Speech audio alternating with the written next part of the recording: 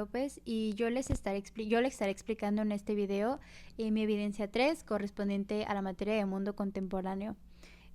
Primero quisiera empezar, bueno, la primera parte es hablar acerca de 5 sucesos históricos de las últimas 3 décadas y como primer suceso yo quisiera datar la cuarta oleada del feminismo que fue en el año 2010. Esta destaca por su carácter interseccional que contempla otros rasgos como la raza o la clase social además del género para desarrollar su discurso. Las consecuencias de esta, o bueno, más bien yo diría logros, es que se creó el derecho a la no violencia digital, se dio el derecho a votar en muchos países para la mujer y también el derecho a la protección de datos de víctimas de feminicidas. Es decir, las personas que fueran ajenas al caso no podían tener más datos acerca de la muerte de las mujeres o de cómo habían sido los homicidios y pues más detalles.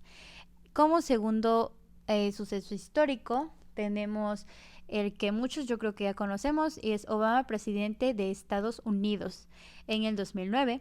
Este ejerció como el número 44 en la lista de presidentes de Estados Unidos desde el 20 de enero de 2009 que ganó las elecciones hasta el 20 de enero de 2017. Las consecuencias, y bueno, yo más bien diría logros también, serían el derecho de las minorías sexuales. Como segundo, el seguro de salud para todos. Tercero, la recuperación económica de los Estados Unidos. Y como cuarto, las relaciones raciales mejoraron increíblemente. Entonces, como tercer suceso, muchos creo que también es muy conocido, que es el atentado a las Torres Gemelas en 2001. Aquí sucede que 2 aviones fueron secuestrados por terroristas para cometer un atentado suicida hacia las Torres Gemelas, golpeándolas y destruyéndolas por completo.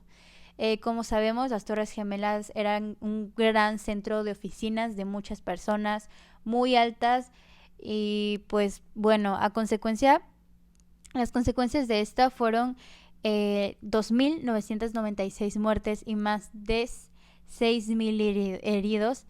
Y pues también no sabemos las desapariciones exactas que hubieron. También la economía de Manhattan quedó devastada y el consumo de la población se desplomó fuertemente debido a la psicosis creada ante los viajes, especialmente a lugares concurridos. Y bueno, esto hace mucho sentido.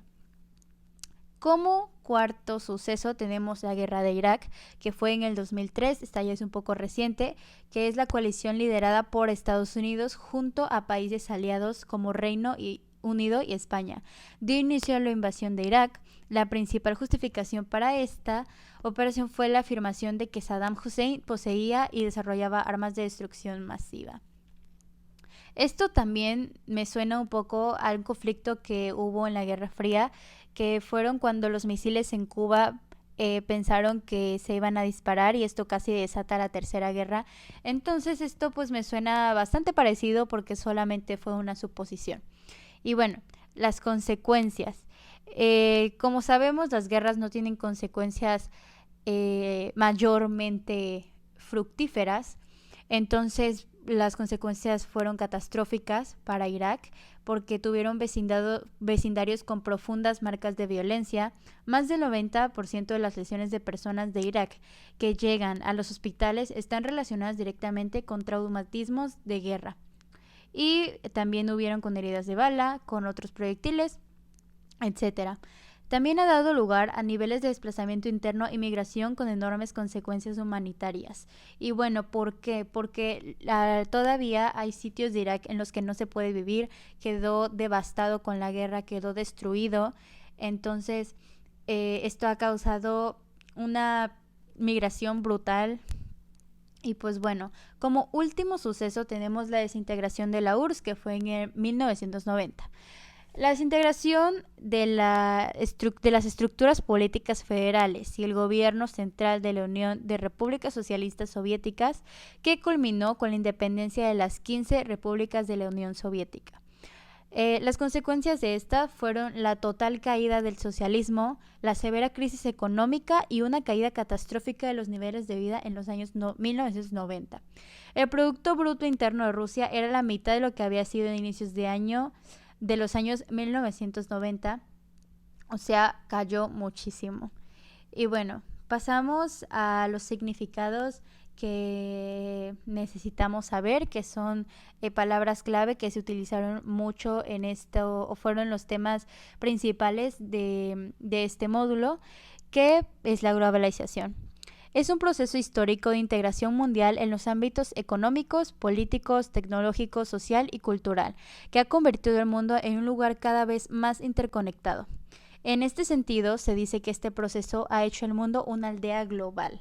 Entonces, podemos decir que la globalización nos ha unido a todos. Realmente las fronteras están solamente dibujadas. El mundo ya es básicamente solo uno. Cuando algo le sucede a un país, pues termina repercutiendo en otro, ¿no? Entonces, esto es a lo que se refiere la globalización. Y bueno, sus orígenes. ¿Por qué surgió la globalización?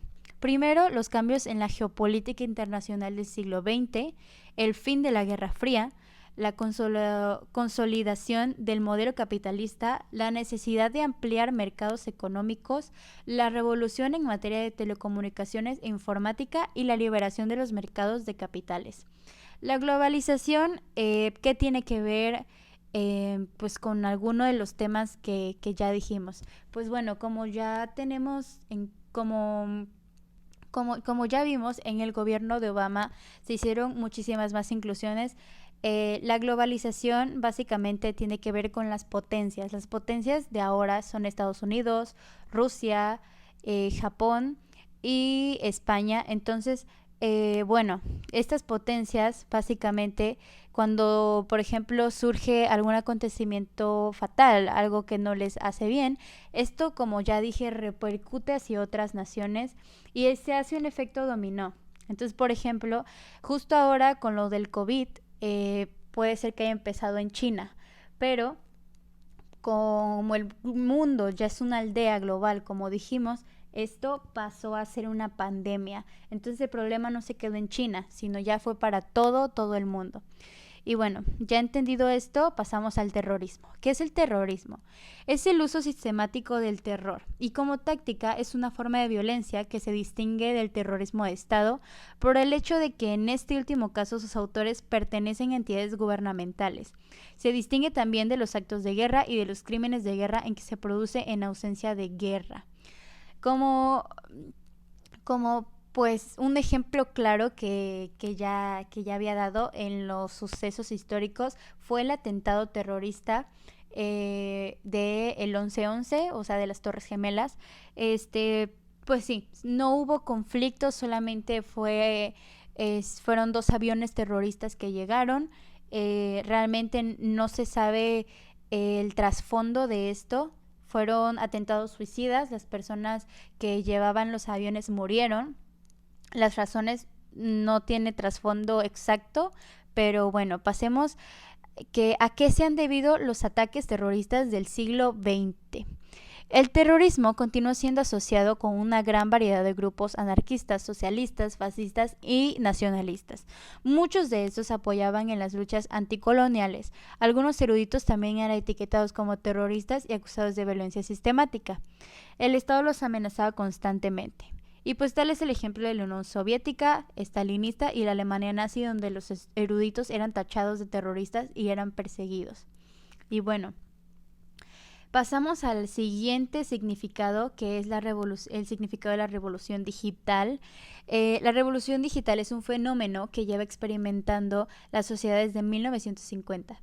Esto a partir de la aparición de nuevas tecnologías digitales, así como de su implantación en la empresa, lo que ha provocado un cambio disruptivo en la sociedad y en la economía. ¿Cómo ha influido la revolución digital en la sociedad actual? Esto es interesante porque ha producido cambios no solo en la cadena de producción, sino también en los mecanismos de comunicación y en la difusión de ideas. Por lo tanto, creo que no estamos exagerando al afirmar que la revolución digital es la revolución más importante.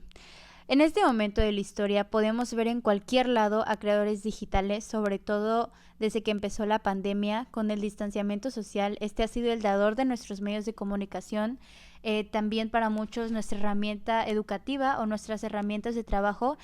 y también sostiene nuestras relaciones sociales. Como último punto, como último concepto, tenemos la unipolaridad.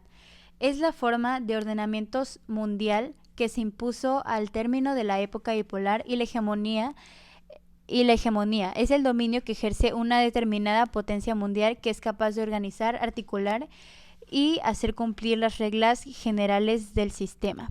¿Qué relación tiene el fin de la Guerra Fría con la unipolaridad?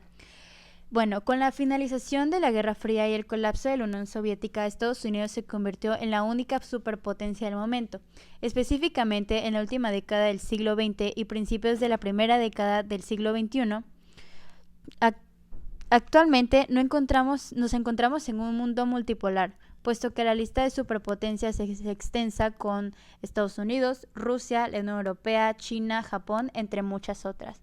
¿En común que tiene la unipolaridad o qué relación tiene la unipolaridad con lo que ya habíamos dicho con algún suceso histórico? Por ejemplo, sería en el suceso de la desintegración de la URSS. Básicamente, la desintegración de la URSS causó